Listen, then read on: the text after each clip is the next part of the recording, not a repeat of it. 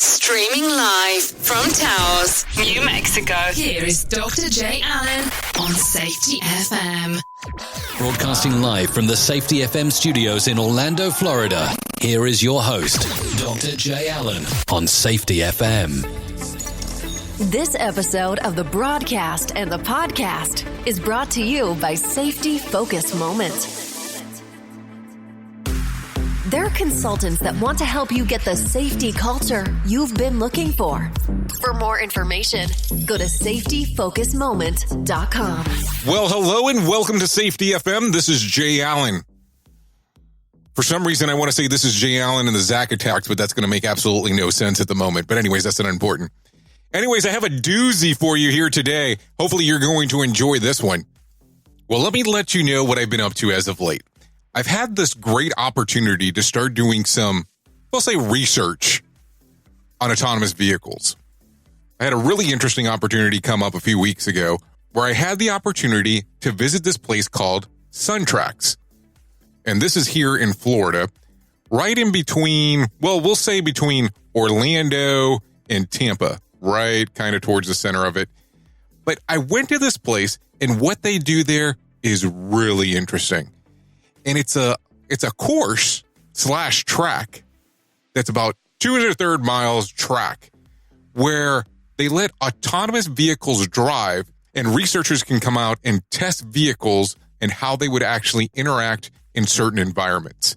It was a really interesting opportunity. I was invited out there by the Florida Department of Transportation and had the opportunity of speaking with Paul Satchfield, Kilda Sr., and their team out there at SunTrax. Now, keep in mind that this is currently not open to the public, but I want you to listen to the conversation that I had with Paul. And he's going to tell you a little bit about his background and exactly what they're doing out there in SunTrax and what they believe SunTrax will be able to do to change the autonomous vehicle world and the testing and how things are done. So enjoy this interview here today on Safety FM. Now you can hear us around the world, streaming 24/7 at safetyfm.com. How did you start getting involved with transportation? Let's start off with that one, because that's kind of where the interesting portion always starts. Well, it's funny. I have a very diverse background. I was, I worked my way through retail. I became a paralegal. I got to work into a software company, which was in New Hampshire. At some point, I got tired of being in the snow and I started to look for jobs. I found a job at the Turnpike in the right-of-way office. And from there, I worked my way into program management, where I'm responsible for all the design project managers in the Turnpike. And from there, I was chosen to lead this project. So what was based off of your background that they said this is a project for you to jump on? Because, I mean, keep in mind, this is all new and emerging technology, so there's not a lot of people in the space. So for all of a sudden you to come in and go, okay, you're going to lead this out.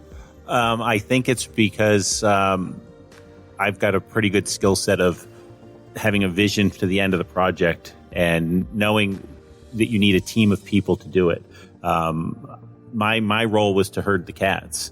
And we had, the team here was big. There's probably, 40, 50, 60 people involved in the design of this project. And so my skill set is being able to keep them focused and keep the task moving in the right direction. So as you're doing this with SunTrax and you're building this out, so the different phases, I know that we had spoken earlier, you had told me this started really kind of as an idea in 2014, and you kind of showed me a couple of slides. So as you're going down this path, how do you get to the point where, okay, this is the time that we start doing movement of construction, we're going to build, and so on? Where was the decision making there? Well, once the decision was made to construct phase one, which is the 2.25 mile oval for our test facility, we started to look, how could we utilize the infield of that track? There's 200 acres in that infield. We wanted to leverage it. Florida is a very forward-looking state when it comes to autonomous vehicles. Even before the legislation that just recently was signed, we were still a forward-looking state.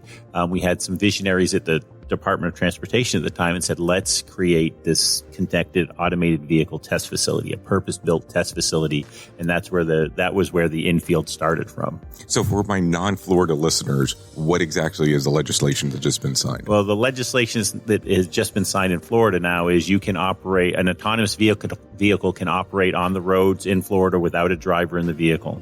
There's insurance requirements, there's some safety requirements, but you can actually put an autonomous vehicle on the roadway in Florida without a human behind the wheel.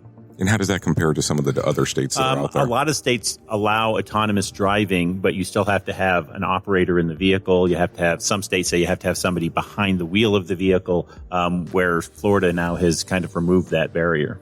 So as you look at this technology, because you're involved in it, you're doing these different things, where do you see this going? Do you say in less than 10 years, we'll have fully autonomous where they will not, let's say, for instance, hypothetical, I want to send my daughter to school. I don't want to drive her myself, that I can say, okay, jump in the car, I'll take her and it'll come back.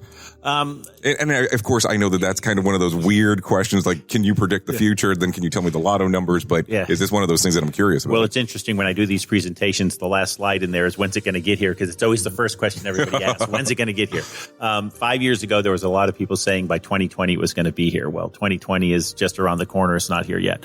The way I see it happening is incremental improvements. You're going to see a few vehicles. You're going to see a few more vehicles. You might see some semis that are autonomous. But to get to full connected and automated, the full shebang where really you don't have the humans driving much anymore, I still think you're probably in the 2040 to 2050 timeframe. That's just my opinion based on what's going on in this space right now. And so what do you think makes Florida so special for some people to want to come here and actually test it? Well, we have the facility. We built the facility for them to come and use it. We've provided them this toolbox where they can come and use and simulate whatever they need to simulate in a nice, safe, closed course environment. And then Florida is attractive. We have, for the most part, good weather. And we heard that a lot when we were doing our outreach. We said, a lot of people said, I can see us coming down there November through May to use this. It gets a little hot in summertime, but you still need to test in the humidity. And then the other attractive thing about Florida, and it was funny that a lot of people brought this up to us, was the fact that there's a lot of things to do here. So if you have to come down here to test, you can wrap it into a little bit of a vacation. If you have to be stuck in Florida, there might be a few amusement parks or two right around the corner. Exactly. So as you look at this and you decided to get inside of this particular field, what was the attraction? What was the thing that said, this is really where I need to go? I know you said the weather earlier based on coming down here, but why did you decide Florida and this, especially this particular project? I mean, this is a gigantic project. To me, it's about safety. And I truly mean that. It's about saving lives. There's so many people that are killed on the roads of America and around the world every year, needlessly, for the most part. Somebody phrased it this way for people to get their heads around it. It's like 3 fully loaded 737s crashing every week and killing everybody on board. And when you start to look at it in that perspective, nobody would drive if that's the case. If you have a plane crash, look at the Boeing issue right now. Everything comes to a stop, but we just kind of take it as the cost of doing business is the fact that people are going to be killed in these wrecks. And for me, you get to the point now of maybe reducing that number by 70, 80, 90%. And it's a big thing. It's a lot of people that are going to be able to live a full life rather than being needlessly killed in an automobile accident that maybe wasn't even their fault.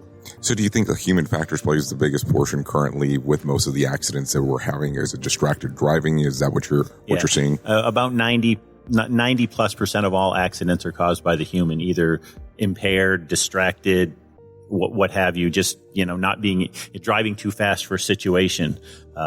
So it's the human that's the problem. It's not the weather. It's not the roadway. It's not the vehicle itself. It's typically the person behind the wheel of the vehicle. Okay, for years now, Volvo has turned around and said that they have made a fatality-proof car. And if you look at statistics, there hasn't been any accidents where a Volvo has been involved where someone's died inside of the vehicle. So they say that they make their vehicles 100% to be involved in an accident.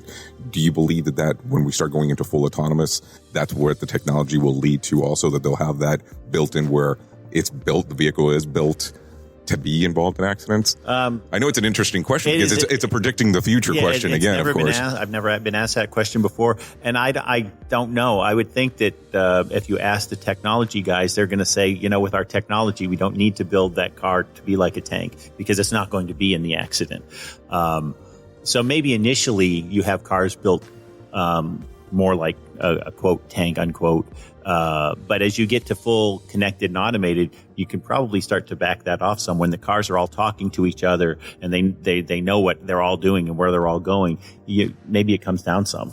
So as we talk about these connected technologies, of course, you always know that people are going to try to use scare tactics and be like, but what happens if someone hijacks and blah, blah, blah, and all things along those lines. So is that something that your facility will be able to provide for them to be able to test if how that the encryption works and things along those lines? Absolutely. The security aspect, that's one of the big concerns, and that's one of the big public concerns is, if I'm driving down the road and some hacker gets into my car and drives me into the pond, that's a fear. But that is the type of thing that's in addition to the sensors and the hardware, you can test that software side of it as well.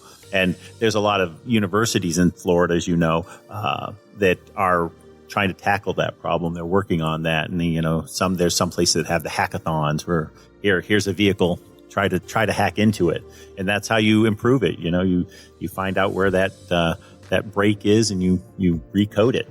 So right now, for the people that are not familiar with how autonomous works, how can you describe it? Now, keep in mind, we're on the radio, so it's very difficult to say, look at this picture and it makes sense. So I always tell people it's theater of the mind. So you're going to have to be as descriptive as possible. How would you explain what they're looking at in particular? Because I'll tell you, when I came out here, the facility is gorgeous, and especially what you have to offer and the length of the track and how it works. And we got to drive around it a couple of times. It was really exciting, some of the stuff. I'll tell you, I was actually in Nona Transportation actually provided a Tesla X and I was able to drive around it at 60 miles an hour in full autonomous mode. And there was a vehicle parked on the actual driveway and it came to a full stop. I'll tell you, I was a little scared. I'm not going to deny that, but it was interesting on how it worked.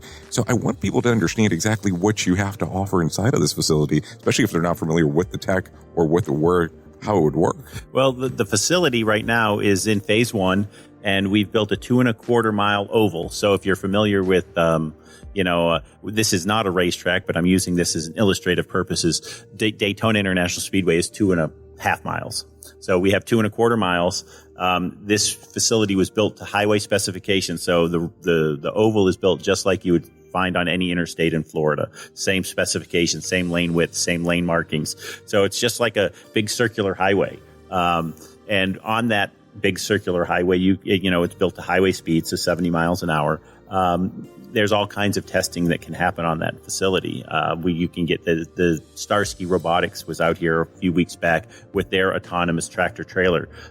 Tesla, you spoke of today. We've had some of the universities out here, some of the local companies that are involved with CAV technology in one aspect or another have already been out here as well. So this right now, it's the oval. And then again, in a couple of years, when we get that infield built out, then it'll be a whole new ball game. And we'll be back right after this on Safety FM. It is no secret that most successful organizations and professionals are data driven. As the volume of data that businesses have access to increases, they need more efficient ways to turn the data into actionable insight.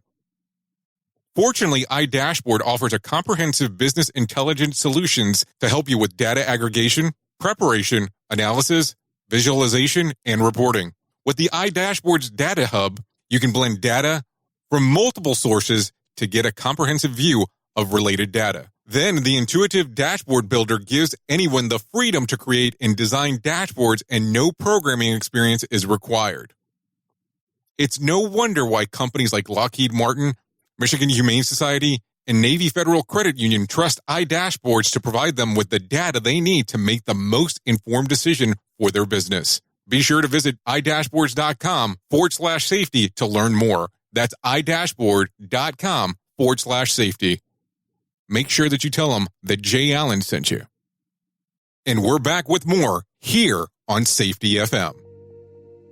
So right now, when someone's interested in, I guess, making contact to be coming out here and be able to do the testing and so on, what would they need to do to be able to get a hold of the facility to move forward to be a potential using the project? They can contact me. Okay. We have a website, suntraxfl.com. There's contact information for 2 or 3 different folks there that they can get to us that way. So it's pretty easy to get a hold of us. We're state employees, so we don't operate in secrecy like some of the firms do. But so they just contact me and we go from there. So you did mention secrecy, and that's going to probably be something that's going to come up question wise. So I figure I'll ask it right now. So if you have multiple companies working on an autonomous vehicle at the time, so let's say for instance you have the Chevys of the world and the Fords, no sponsors just in case, just to make sure, but they're working on a vehicle at the same time. I would imagine they don't want to share proprietary information. So how would it go about for them to be able to use part of the track without the other one seeing what they're doing? Well, that was one of the design factors we took into consideration when we were building the facility, because we knew that these companies do want to work in private and they don't want to share their information because they're all looking to be the first to the finish line. So the track is designed to where if you've got a Ford on one sector and Chevy on another sector, they don't really interact. There's not really good sight lines so that they can operate simultaneously but independently. Okay. So as you're moving forward with this future tech and the way that this is being built out, you said there's a phase 2 that's coming up. You said what year again this would be? The phase 2, which is the infield, will be open at the end of 2021. 2021. I know it's so difficult to have this conversation without going, what do you think is going to happen next? But it's just interesting on how the technology has evolved over the last little bit. I mean, right now, I think we're about 3 weeks out since the governor actually signed this into effect. From the understanding that I have, I'm not very familiar with autonomous vehicles, but Tesla has changed the way that their system works here in Florida in particular, and they've done some advancements into it.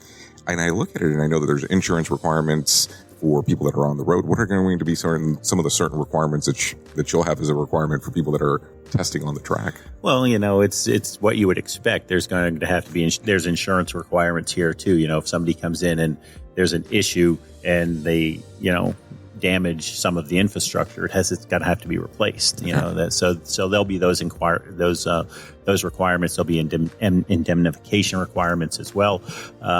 And, there's going to be requirements that they have to be, doing their best to operate in a safe manner. It's not just going to be come out here and go totally crazy. There, you've got to, within a framework, you're going to have to operate.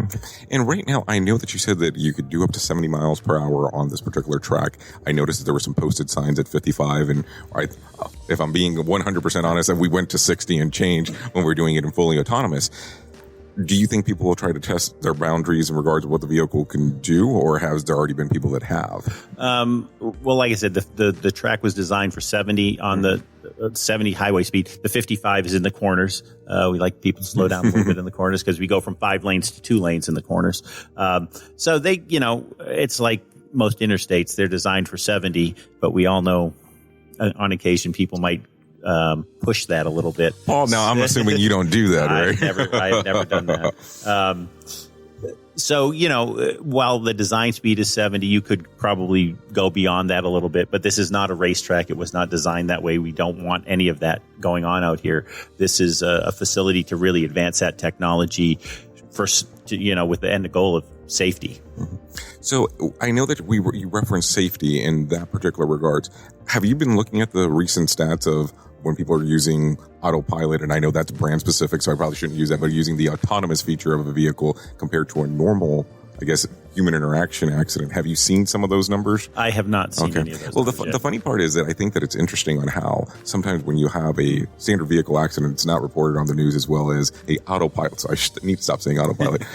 But as they start doing, when they have those particular accidents, and do you think that it's a fair assessment on the technology opposed to the human factor? Fair is probably, no, I don't probably think it is fair. It's just that it's new. It's the bright, shiny new thing. So everybody's going to talk about it when there's an issue with it. They don't talk about the other millions of miles that went without an issue. They talk about the one time for whatever reason there was a problem with it. And that leads to one of the public perception problems, because when all you're hearing about is, they were in a crash, and not the millions of miles they drove crash free, it can sway public opinion.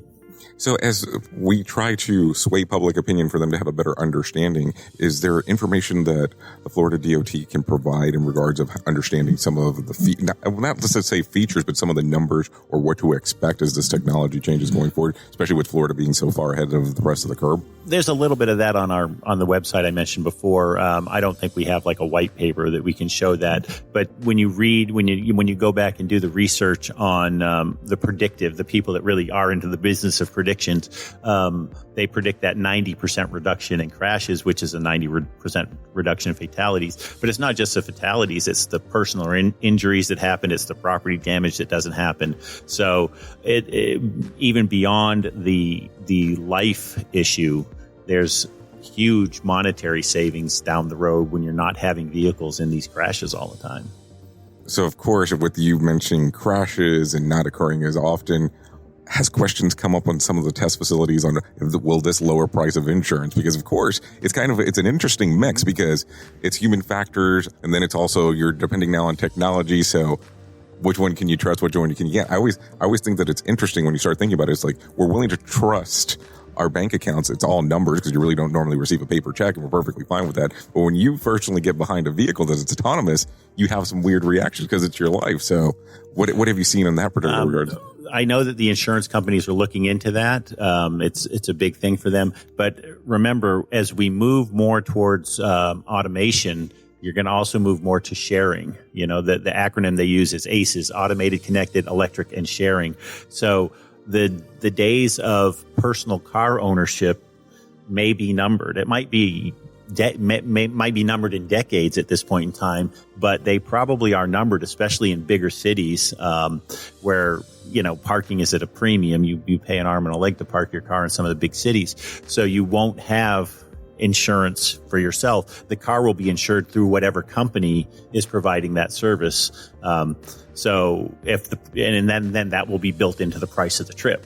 You know, if it's 14 cents a mile, 25, whatever it is, that insurance will be on the vehicle. And then of course it will be for the passengers in the vehicle, but you won't pay it directly. You won't have your account with name your insurance company anymore. Interesting. So as we move forward in this, I know that you said at the very beginning that you probably see that it would be several decades before it's fully autonomous. And the change, it was really going to change the industry overall is really the way that it works. So then the need of a car will be still a need, but it won't be so much of a need of a personalized car per se. So do you think that it'll become more of like a public transit scenario, or will you still think that there'll be privately stocked people that will own it? And I know the problem with these questions is that a lot of them are predict the future, but you're so far ahead in the group of the technology and the research is being done. I figure I can ask those questions, but I'm not going to ask for a lot of numbers. That's okay. At this point, I would say it's still going to be private. It won't be public transit. It will be, you know, insert company name here. We know who the players are in the ride sharing field now. You could actually even get some of the OEM automakers into that field. You know, Ford now calls themselves a mobility company, not a car company or automobile company anymore. So you can kind of see it already starting to lean that way. Just, you know, might not be quite obvious to everybody yet, but you can see it coming. So as you look at this, when you first started into this field of transportation many, many moons ago, did you ever expect in 2019, on the verge of 2020, you'd be sitting here having this conversation about this is where technology is going? Not in my wildest dreams. Well, I'll tell you, I really do appreciate you actually spending the time with me today and allowing me actually to come through the facility. It was excellent. Is there anything that you'd like to share with the audience that they might not know, or that they could actually get more information about autonomous vehicles or what SunTrax is actually doing here in Florida? Again, we have our great website, suntraxfl.com, and that's got a lot of information out there. It's got some contact information, so if they want to get a hold of us, if there's people that might need to use the facility, they can go through that as well. It's a wonderful thing to be doing. It's great to be involved in a technology that you know is going to benefit so many people. You know, it's not a niche specific thing. Everybody needs mobility, and we're going to help provide mobility in a much safer manner. Well, I have one more question, even though that would normally sound like the end, but I'm going to ask one more thing. You use the word mobility. I keep on seeing the scooter mobility that's coming in. And I guess people are trying to use this as endpoint. Do you see a validity into the future of what mobility is going into? for these scooter models that are being used? I think maybe in big cities, sure.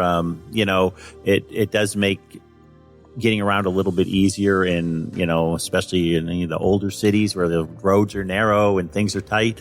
Perhaps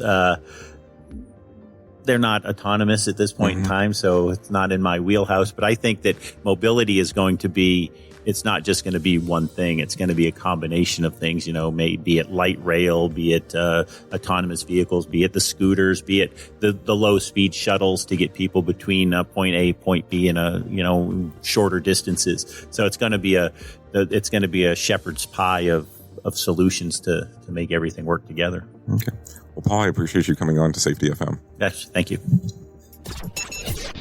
The views and opinions expressed on this podcast are those of the host and its guest and do not necessarily reflect the official policy or position of the company. Examples of analysis discussed within this podcast are only examples. They should not be utilized in the real world as the only solution available, as they are based only on very limited and dated open source information. Assumptions made within this analysis are not reflective of the position of the company.